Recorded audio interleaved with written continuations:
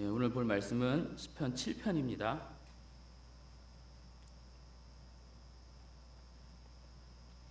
시편 7편 1절부터 17절까지입니다.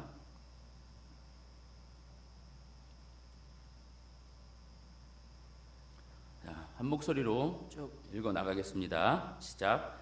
여호와 내 하나님이여, 내가 주께 피하오니 나를 쫓아오는 모든 자들에게서 나를 구원하여 내소서. 건져낼 자가 없으면 그들이 사자같이 나를 찢고 뜯을까 하나이다. 여호와 내 하나님이여, 내가 이런 일을 행하였거나 내 손에 죄악이 있거나 화친한 자를 악으로 갚았거나 내 대적에게서 까닭없이 빼앗았거든 원수가 나의 영혼을 쫓아잡아 내 생명을 땅에 짓밟게 하고 내 영광을 먼지 속에 살게 하소서. 여호와여, 진노로 일어나사 내 대적들의 노를 막으시며 나를 위하여 깨소서. 주께서 심판을 명령하셨나이다. 이미 주를 두르게 하시고 그 자리에 돌아오소서. 여호와께서 만민에게 심판을 행하시오니 여호와여, 나의 의와 나의 성실함을 따라 나를 심판하소서. 악인의 악인을 끊고 의인을 세우소서. 의로우신 하나님이 사람의 마음과 양심을 감찰하시나이다. 나의 방패는 마음이 정직한 자를 구원하시는 하나님께 있도다. 하나님은 의로우신 재판장이시며 매일 분노하시는 하나님이시로다. 사람이 회개하지 아니하면 그가 그의 칼을 가시며 그의 활을 이미 당기어 예비하셨도다. 죽일 도구를 또한 예비하시며 그가 만든 화살은 불화살이로다. 악인이 죄악을 낳으며 죄악을 베어 거짓을 낳았도다. 그가 웅덩이를 파 만듦이요 제가 만든 함정에 빠졌도다. 그의 재앙은 자기 머리로 돌아가고 그의 포악은 자기 정수리에 내리리로다. 내가 여호와께 그의 의를 따라 감사하며 지존하신 여호와의 이름을 찬양하리로다. 아멘.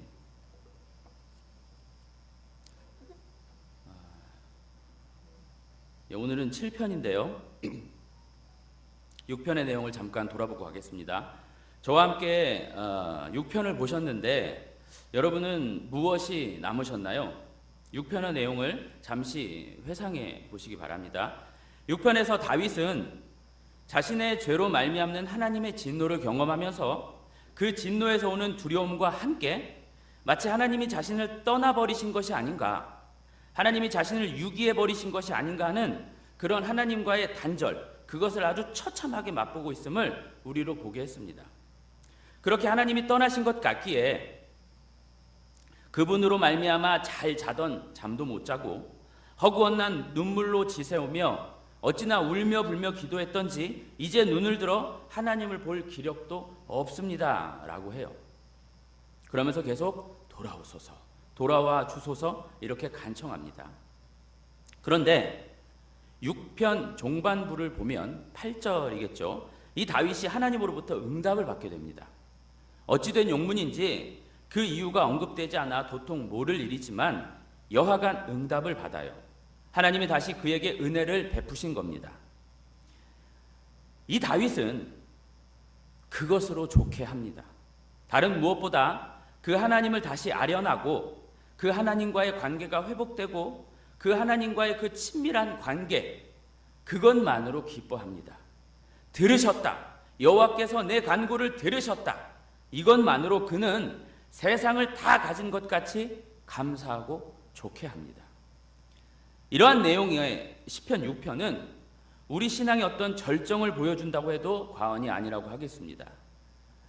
여러분, 우리 신앙의 최종 목표가 무엇입니까?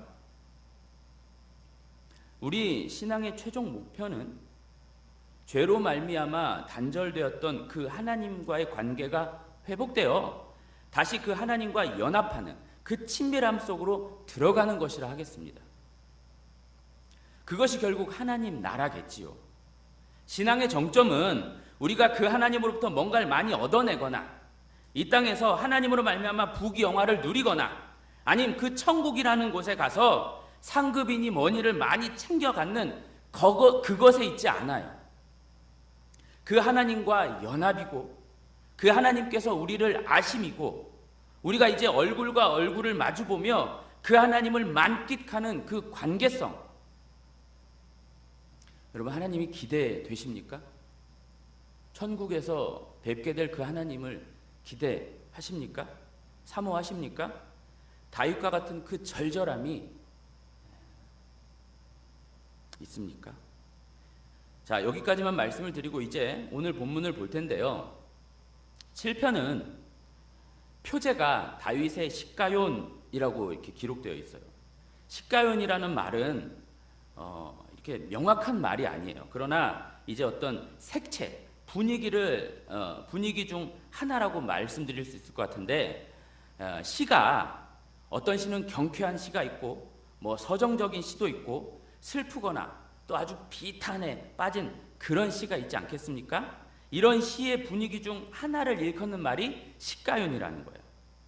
이런 시가연을 어떤 학자는 기쁨의 시를 쓸 때 시가연을 쓴다 이렇게 하고, 또 어떤 학자는 정열적이다, 또 어떤 학자는 거칠고 반전 있는 뭐 그런 시다 이렇게 얘기하는데 참으로 의견이 분분합니다만, 여하간 시가연은 조용하거나 잠잠한 시는 아니라 이거죠. 뭔가 반전이 있고 그런 거예요. 그런데 표제에서 이것보다 더 중요한 말은 베냐민인 구시의 말에 따라 여호와께 드린 노래, 요거예요. 근데 여기서 베냐민은 알겠어요. 우리가 베냐민은 뭘 말하는지 알겠는데 구시는 누군지 모릅니다. 성경이 말을 안 해줘요. 단서가 없어요. 그러니까 시가연이라는 말도 정확하게 파악할 수 없고 구시가 누군지도 모르는 겁니다. 이런 걸 좀 알아야 이 시편의 내용을 좀 더 깊이 들어갈 수 있는데 그걸 모른다는 거예요. 하지만 우리가 알고 있는 단어 이 베냐민이라는 말 안에 적지 않은 것이 담겨 있더라고요. 다윗의 일대기에서 여러분 베냐민 지파하면 누가 떠오르십니까? 당연히 사울이겠죠. 네. 그럼 사울을 말할까요? 베냐민 사람이니까? 아닙니다. 사울 아니에요. 왜냐하면 다른 시편에서 다윗이 사울을 언급할 때요, 그냥 사울이라는 것을 드러내요. 네. 사울이라는 것을 이렇게 나타내버려요. 굳이 사울을 숨기거나 익명으로 가려 쓰지 않아요. 오늘 7편에서도 다윗의 대적으로 등장하는 굿이라는 사람이 만약 사울이었다면 그냥 사울이라고 하지 돌려서 뭐 베냐민 사람 굿이니 어쩌니 이러지 않습니다. 그러니까 단서 하나가 남는 거예요. 베냐민 사람, 베냐민 이게 뭔가 이건데, 베냐민 사람, 베냐민 지파는 다윗과 어떤 관계에 있죠? 동족입니다. 동족이에요. 다윗과 동족이라는 것이 중요하다 할 수 있습니다. 같은 이스라엘 사람인 겁니다. 이방 민족이나 세상이 아니에요. 같은 믿는 자라는 것이죠. 같이 하나님을 믿고 하나님을 예배하는 자, 그 하나님을 경외하는 자가 지금 다윗의 누구로? 적으로, 원수로, 대적으로 등장한다 이 말입니다. 그러고 보면 다윗의 일대기에서, 다윗의 일생 중에서 다윗을 정말 힘들게 하고 어렵게 만든 원수는, 대적은 이방 민족이 아니었어요. 그것들은 아무것도 아니었어요. 하나님 물리쳐도 됩니까? 가서 죽여. 그럼 죽였고 그들 때문에 힘들어 본 적이 없어요.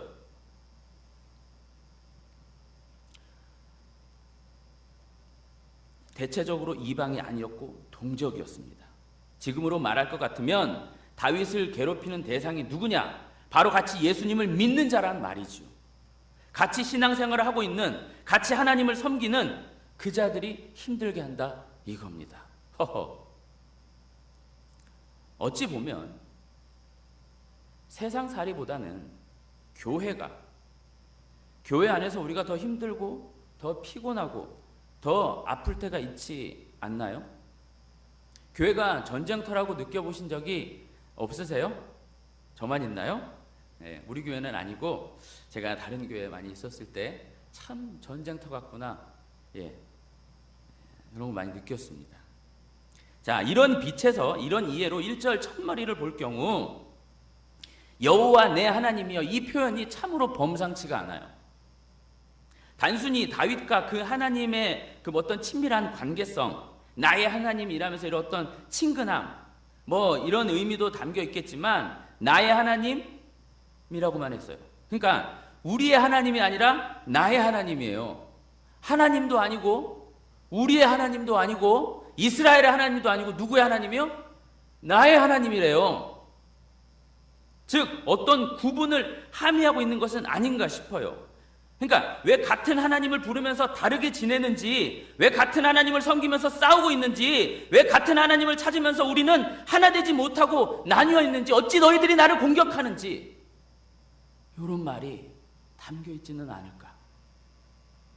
다윗은 우리가 같은 하나님을 믿고 있는 거니?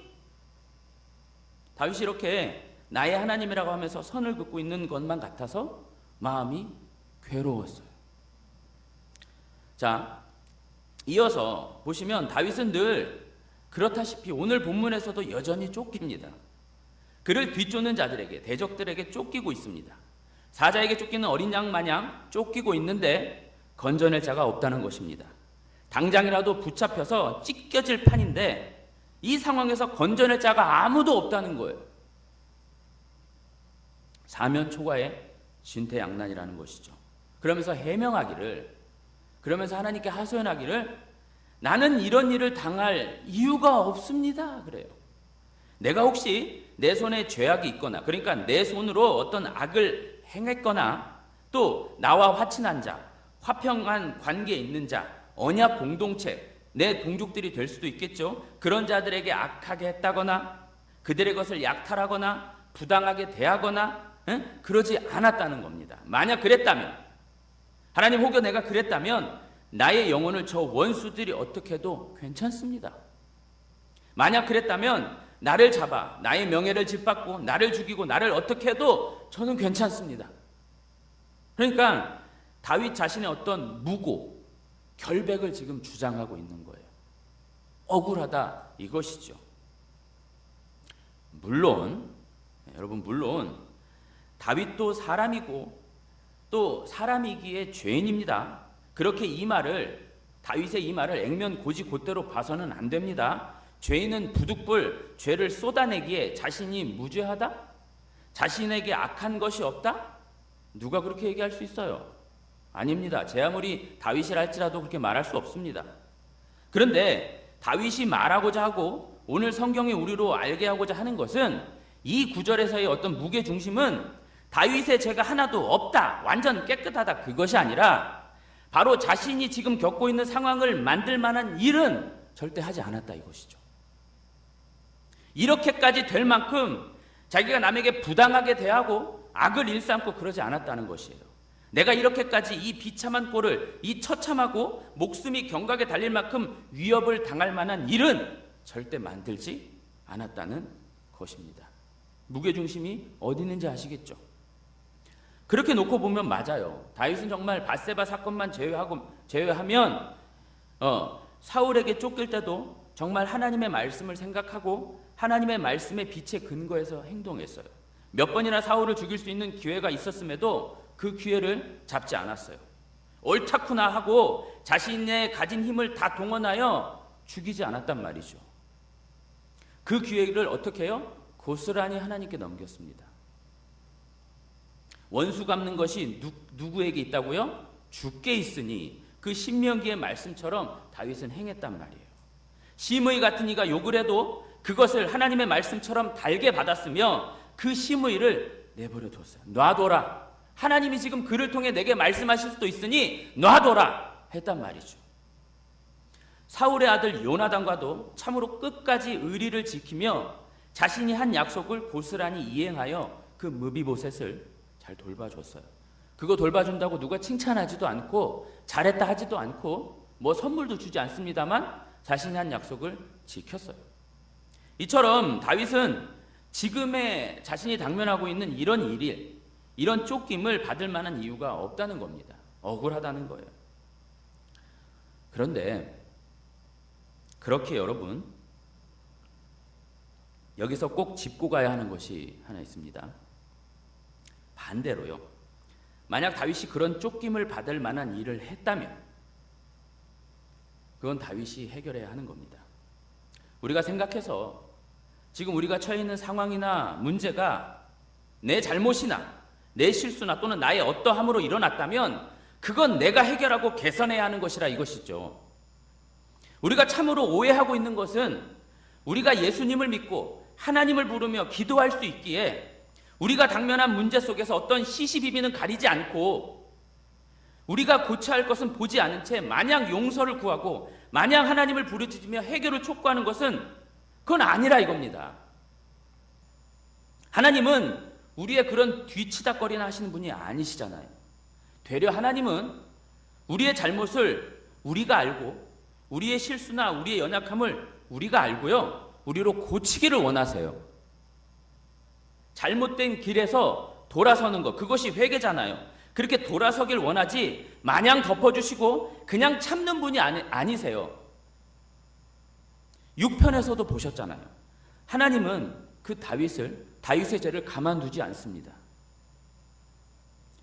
우리는 하나님의 자녀이기 때문에 우리의 실수나 잘못을 하나님이 더 많이 덮어주시고 더 많이 그냥 해결해 주시고 더 많이 우리에게 어떤 요행을 지름길을 허락하시는 것이 아니라 그 반대입니다.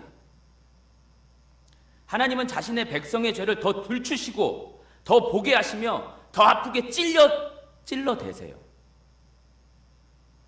왜요? 그거 벗지 못하면, 그거 벗어내지 않으면 절대 천국에 못 가기 때문이에요.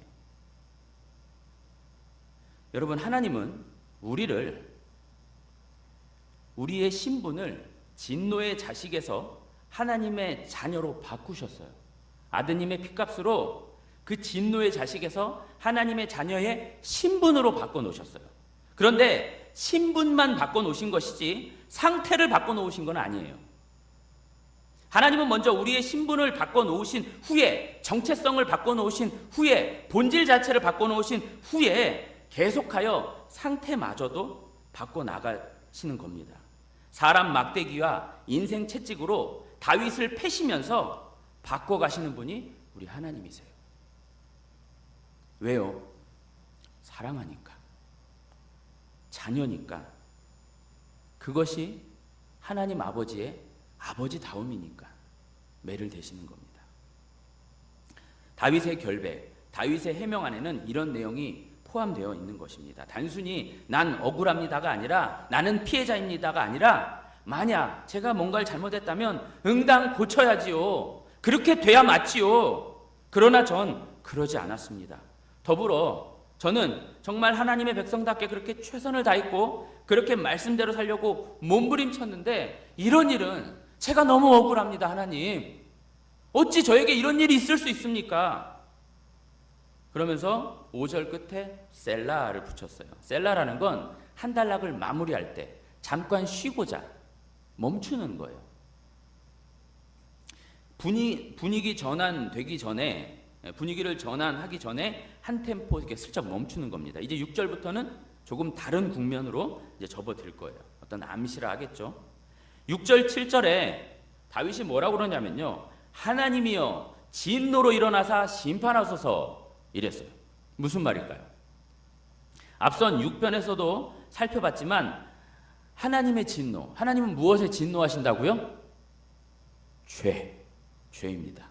여호와의 진노는요, 하나님의 진노는 단순히 막 화를 내시고 막 역정 내시고 분노하시는 것만을 말하지 않아요. 하나님의 진노는 항상 죄와 의, 공의, 이것과 연관해서 나타나요.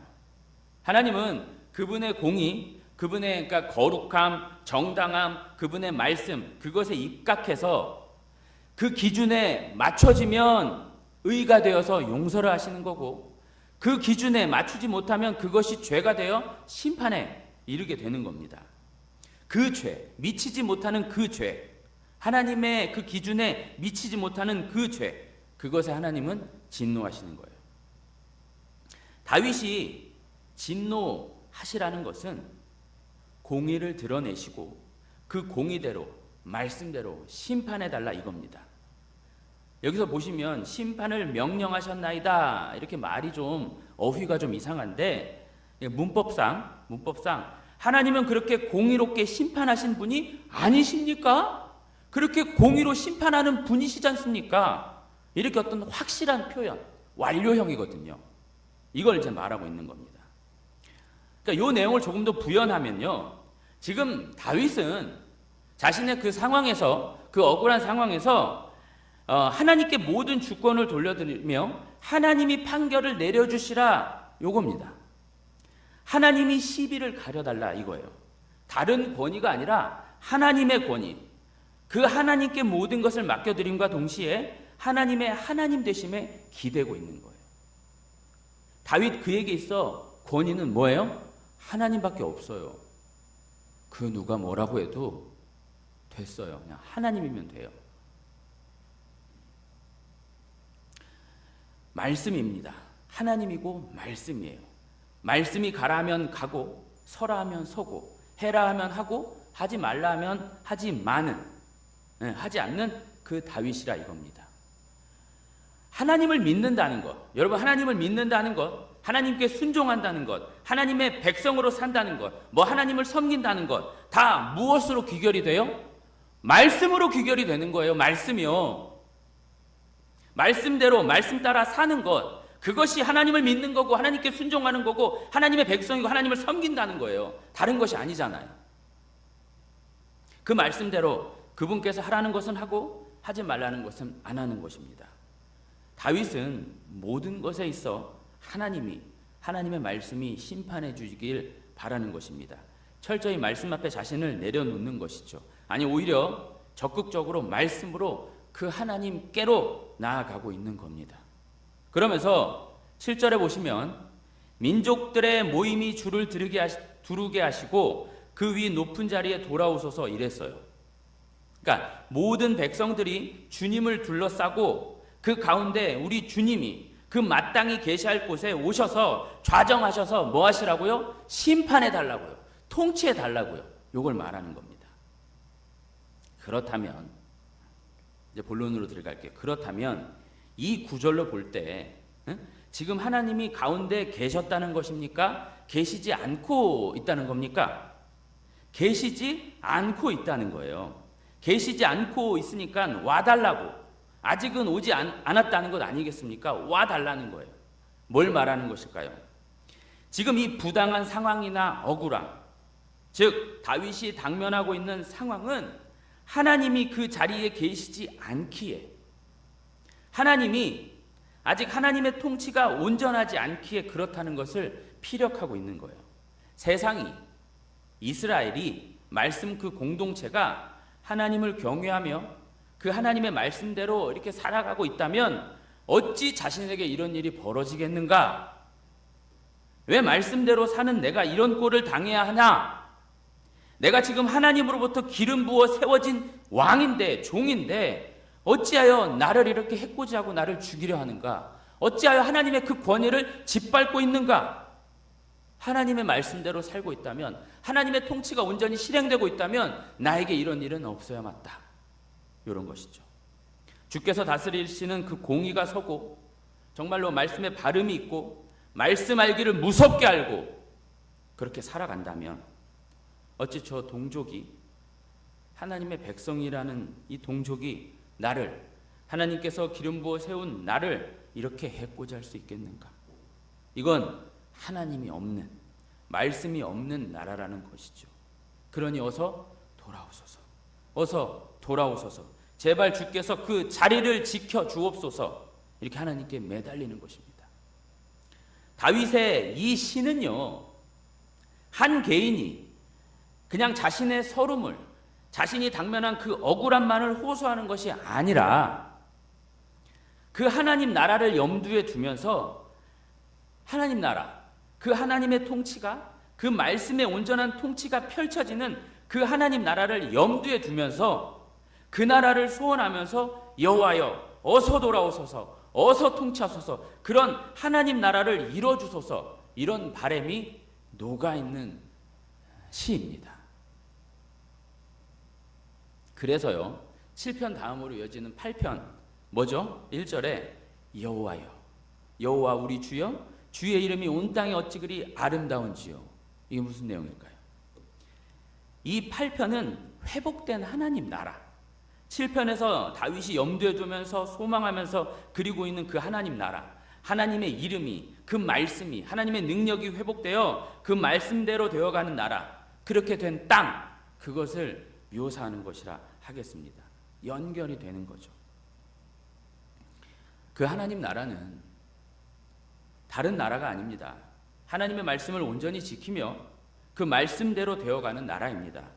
말씀을 알고 홀이라도 그 말씀을 어김이 없이 모두가 말씀대로 순종하며 사는 나라. 그렇게 더 이상의 아픔도 눈물도 싸움도 미움도 고통도 저주도 없는 나라.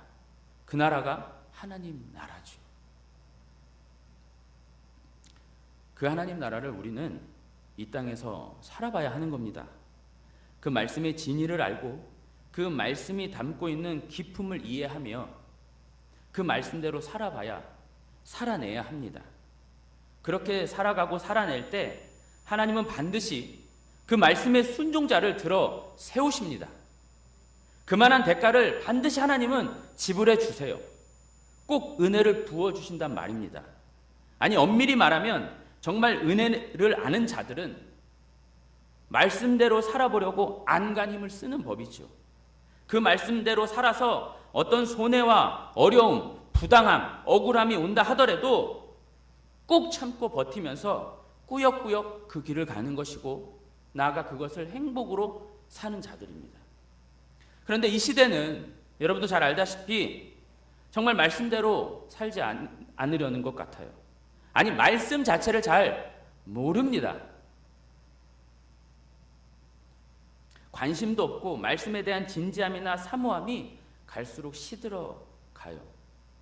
여러분, 신앙인 믿는 자들의 힘이 어디 있다고 생각하세요? 믿는 자들의 힘은 말씀을 알고 그 말씀대로 살려는 결연한 의지, 거기서 나오는 것 아니겠습니까? 그런데 힘이 없어요. 말씀이 그 힘을 주는데 말씀이 없으니 힘도 없는 겁니다. 말씀의 권위가 자꾸 추락해요. 말씀이 귀하지도 않고 말씀이 무섭지도 않아요. 그 시퍼렇게 날이 선 말씀, 정말 하나님의 사랑이 절절히 묻어있는 말씀, 그 아드님의 피가 뚝뚝 떨어지는 그 말씀에 아무런 감흥이 없어요. 그러니까 힘이 없습니다. 믿는 자의 힘은 말씀에서 나오는데 말씀이 없으니 힘이 없는 겁니다.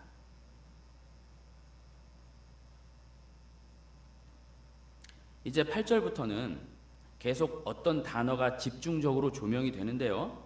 말씀드렸습니다. 성경의 강조 용법 중 가장 일반적인 방법은 반복입니다. 반복. 같은 내용을 반복한다거나 같은 단어나 또 같은 의미의 단어를 이렇게 반복하여 나열해 놔요. 중요하니까 그러는 거예요. 8절 이하에 어떤 단어가 이렇게 눈에 들어오십니까? 의입니다. 의. 자, 8절에 심판 보이시죠? 이 심판도 뭐와 관련되어 있어요? 의와 관련되어 있어요. 하나님의 그 의, 거기에 미치지 않으면 다 심판인 거예요. 나의 의, 역시 의죠. 9절에 누가 등장하냐면 악인이 등장하네요. 악인은 무엇과 반대로 쓰였을까요? 의인과 반대로 쓰인 거예요. 그리고 의로우신 하나님이 나왔네요. 하나님을 수식하는 수많은 단어가 있음에도 불구하고 오늘 시편은 굳이 어떤 하나님이요? 의로우신 하나님이라고 썼어요. 10절에 마음이 정직한, 여기서 정직이란 말 안에도 의의 개념이 상당히 많이 녹아 있어요. 그러니까 의로운 자가 정직한 자예요. 다른 자가 정직한 자가 아니라 의로운 자가 정직한 자예요. 그리고 11절에도 역시 의로우신 하나님이 나와 있어요. 의입니다. 의. 이제 이 의와 12절의 회개라는 단어, 그리고 같은 12절에 활이라는 단어를 제가 한번 이어볼게요. 지금까지 했던 시편 설교의 맥락에서 크게 벗어나지는 않겠는데, 자, 의는 다른 것이 아닙니다. 앞서도 우리가 누누이 살펴봤지만 의라는 것은 자식이면 자식답고 아버지는 아버지다운 것, 이것이 의라고 했어요. 관계적인 용어라고 했잖아요. 하나님의 자녀라면 자녀답게 그렇게 사는 것이 의입니다. 하나님의 자녀라면 말씀대로 율법대로 살아야 하는 것 아니겠어요? 맞죠? 네, 맞아요. 하지만 인간이 제 아무리 하나님의 백성이라 하더라도 그 율법대로 삽니까? 못 삽니까? 절대 못 살아요. 못 살아요. 그럼 하나님이 율법을 왜 주셨을까요? 그거는 율법을 지키라는 말이 아니라 뭐 하라고요? 율법을 지킬 수 없는 자임을 알라고 주신 것이 율법이에요. 그게 로마서 얘기잖아요. 율법을 상징적으로 보여주는 것이 뭐였냐면 제사였습니다. 그런데 이 제사를 하나님이 하라고 하셔놓고 뭐라고 그러시냐면 난 제사를 기뻐하지 않아. 난 희생제사 원하지 않아. 내가 뭐 동물 타는 냄새를 좋아해서 달라고 하는 거니? 내가 뭐 피를 좋아해서 그거 바치라고 하는 줄 아니? 이러잖아요, 선지서에서. 애둘러 말씀드리지만 하나님이 제사를 주신 것은 인간이 먹지 말라고 한 선악과를 따먹고 난 후 그 인간들은 타락하고 오염이 되고 부패한 존재들이 되어 어떻게 해야 돼요? 다 죽어야 마땅해요. 그냥 놔두면 죽는 겁니다. 그래서 그 동물처럼 제사상에 바쳐지는 그 동물처럼 죽어야 하는데 너희들이 아닌 내 아들을 그 짐승처럼 대신 죽여 너희들 살린다.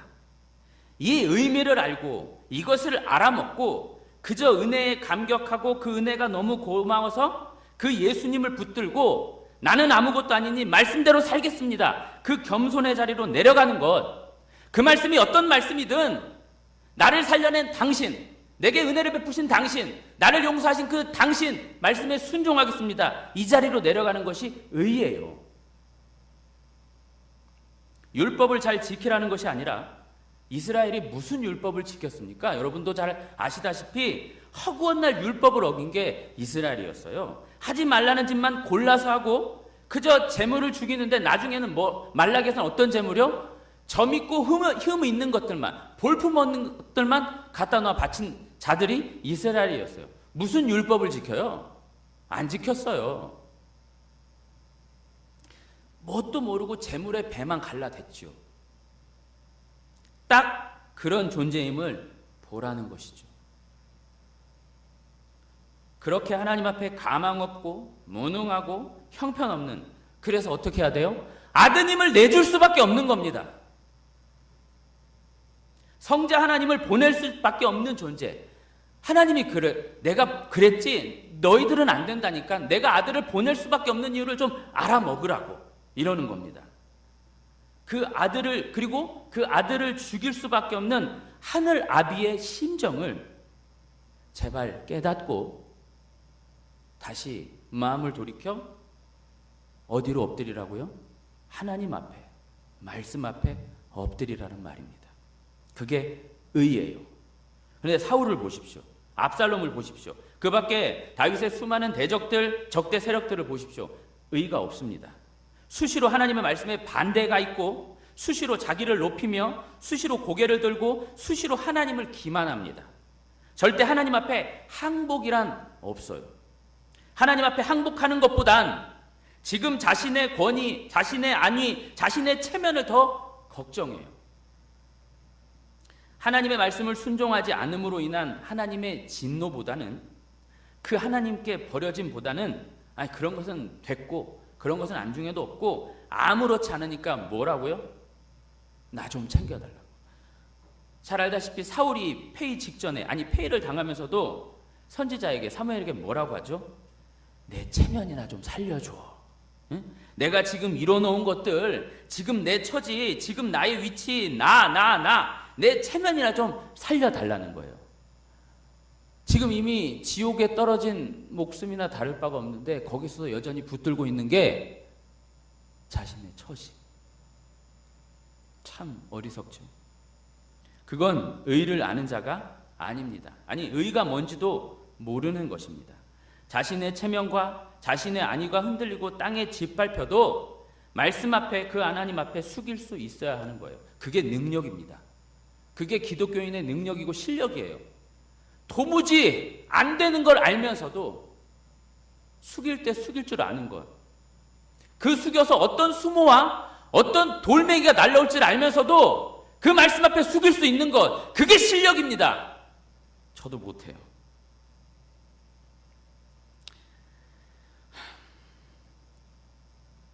근데 그게 되지 않는 것은 아직 자신이 꺾이지 않았다는 것이죠. 그게 되지 않는 것은 아직 하나님께서 베푸신 그 의의 세계, 은혜의 세계로 넘어오지 못했다는 겁니다. 그래서 무엇이 필요할까요? 회개가 필요해요. 그냥 그 하나님께 기대며 죽이든 살리든 당신 뜻대로 하옵소서. 나 같은 것은 원래 아무것도 아닙니다. 내가 어떻게 되든지 그 말씀에 나를 드리고 그 말씀대로 되는 것이 맞습니다. 이게 회개입니다. 내 앞에 지옥이 펼쳐진다 해도 그분께 모든 것을 맡기며 나를 포기해버리는 것, 그것이 회개, 하나님께로 돌아섬입니다. 나를 부인하고 말씀 앞에, 그분의 은혜 앞에 나를 맡기는 것, 그것이 회개. 그것 하라는 거예요. 12절에 그 회개해, 얼른 회개해. 자, 이제 활은 무엇이냐면 다 끝나가는데요. 활이라는 단어는 캐셰트로 이렇게 활 그대로도 쓰이지만 이 활이 어떤 단어로 쓰였냐면 무지개라는 단어로도 쓰였어요. 노아의 홍수 끝에 하나님이 다시는 물로 심판을 하지 않을 거라시면서 뭘 주세요? 무지개 주셨죠. 그 무지개라는 단어가 활이라는 단어랑 똑같은 단어예요. 활의 모양과 무지개 모양이 유사하잖아요. 그런데 무지개가 활이라고 할 때, 무지개가 활의 모양이라고 할 때 그 활의 방향이 어디에 가 있죠? 하늘에 가 있습니까? 땅에 가 있습니까? 하늘입니다. 하나님은 저주를, 당신의 심판을 어디로 향하신다는 거예요? 하늘로 향하신다는 거예요. 자신에게로, 자신의 아드님에게로 하겠다는 것이죠. 인간을 아무리 저주하고 죽여봐도, 그 어마무시한 홍수로 덮어봐도 그 인간의 죄가 어떻게 돼요? 벗겨지지 않더란 말이죠. 그래서 내가 대신 죽으마, 내 아들 대신 죽으마 하신 것이 무지개예요. 그래, 기뻐할 게 아니에요. 물론 기뻐할 것이지만, 자, 그렇게 나의 모든 죄가 하나님께로 향했고 그 아드님으로 말미암아 내 죄가 사함을 받았습니다. 그것을 알고 돌아서는 것, 그게 회개예요. 그래, 내 죄가 사해졌다고? 내 죄가 저 아드님께 다 갔다고? 내 어찌 여전히 죄 가운데 머물쏘냐? 죄를 버리며 나의 고집을 꺾고 하나님께, 그분의 말씀 앞에 나를 드리자, 내가 엎드리자, 이렇게 겸손의 자리로 가는 것이 회개라는 것이죠. 하지만 그와 반대로 의가 뭔지도 모르고, 말씀이 말하는 것이 뭔지도 모르고, 은혜도 모르고 그냥 자신이 시퍼렇게 살아있는 자는 그 활이 방향을 돌립니다. 이젠 이전과 같은 그런 활이 아니에요. 어떤 활이에요? 어떤 화살이에요? 화전입니다. 불은 항상 심판을 말하거든요. 심판의 화살이 그에게 갈 것입니다. 여전히 그대로 있다면 활이 아드님에게 있지 않고 이제 자신에게로 향한다는 건데, 그 활은 13절에 불화살이라는 것이죠. 아드님이 맞아 죽었습니다. 그런데 그 기가 막힌 희생과 은혜를 모르고 여전히 말씀 없이 날뛴다면, 여전히 아무것도 모르고 그리 산다면, 은혜가 뭔지, 그리스도인이 뭔지, 믿음이 뭔지 모르고 그리 산다면 남아있는 것은 심판의 활, 그 저주의 활, 불화살, 이것밖에 없는 겁니다. 자, 이렇게까지 다윗이 호소하는데 돌이키지 않으면 이제는 뭐라고요? 자업자득이라는 거예요. 그 뒤 14절이나 15절, 16절은 다 인과응보, 네가 뿌린 대로 그대로 거두게 될 거야, 어떻게 해야 되겠니를 묻고 있는 겁니다. 여전히 그대로 있으면, 돌이키지 아니하면, 은혜를 모르면, 그 은혜의 세계, 의의 세계로 넘어오지 못하면 이제는 끝이라고 말씀하는 겁니다. 무서운 말씀이죠. 네 죄로 네가 죽는 거다, 이것입니다. 마지막 절에 내가 여호와의 의를 따라. 예, 주께서 주신 그 의요. 하나님이 베푸신 그 의요. 다윗은 그것만 바라보고 있는 거고 그 은혜만 생각하고 있는 겁니다. 1편부터 7편까지 똑같아요. 동일해요. 다윗이 말하고 있는 건 하나, 은혜. 그거 알아? 여러분, 말씀을 준비하면서 왜 이렇게 열심히 예배에 나와 하나님의 말씀 듣는 자들에게 이런 말씀이 주어질까 고민을 했습니다. 아니, 나오지 않는 자들에게 해야지. 열심히 나와 있고, 누가 그러시더라고요. 아니, 나오지 않는 사람한테도 그런 얘기 하죠. 예, 우스갯소리인데, 열심히를 내어 나오시는 분들에게 왜 이런 말씀이 될까? 제가 정말 힘이 들었습니다. 좀 더 힘이 되고 즐겁고 기쁘고 그런 말씀이 들려주고 전해진다면 전하는 저도 좋고 이렇게 덜덜 떨지 않으면서 해도 될 텐데 왜 그럴까? 정말 이렇게 고민도 많이 하고 기도도 많이 했어요. 힘드니까. 그런데 다시 생각해 보니